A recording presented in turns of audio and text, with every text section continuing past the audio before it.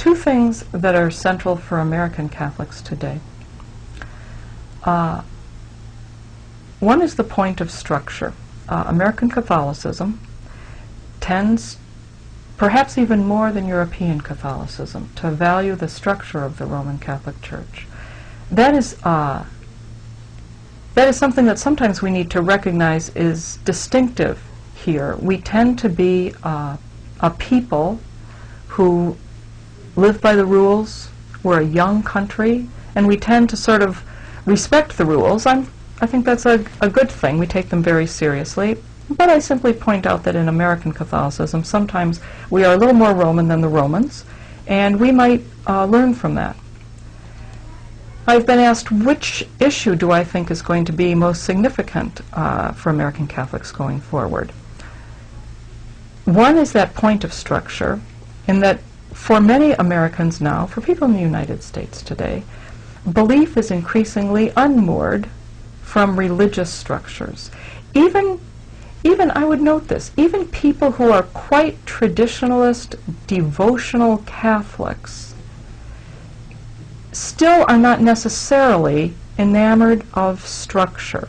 And so when it seems to make sense to them devotionally, they will have no problems criticizing the structure and even breaking with the structure. So high levels of traditional devotion do not necessarily go along with a sense of structure that is modern, that will get everyone on the same page and everyone moving forward in exactly the same way. That is something that the American Church probably should note.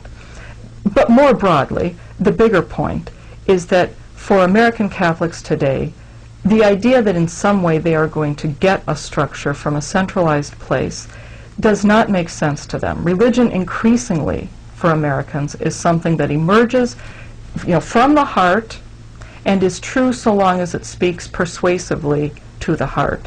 And it is no longer merely nurtured by parish experiences on Sunday. It is nurtured by poetry people find on the internet. It is nurtured by people's awareness of other religions and various practices they might have.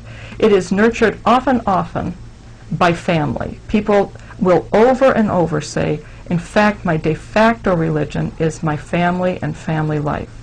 And speaking as a happy family person, I want to say that is not the same as religion.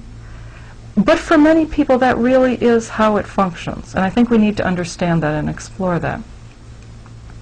Going along with that notion of family is the other issue that I think will be, in fact, very much in the forefront for American Catholics, and that's the question of same-sex marriage.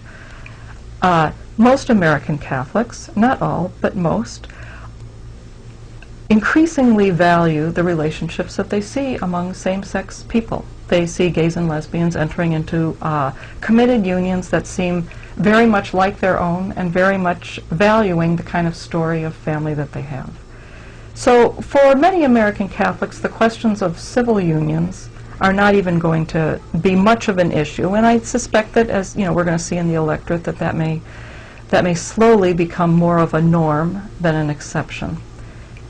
That then extends to the question of marriage and the question of same-sex marriage. In our country, we tend to blend religious marriage and civil marriage by packing them often into a single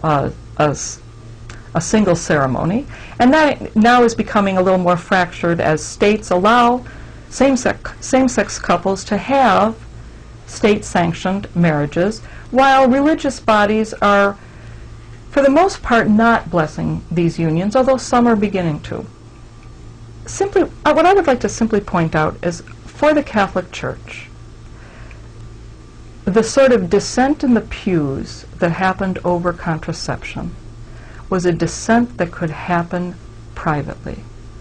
The dissent in the pews about the question of abortion was a dissent that could happen privately.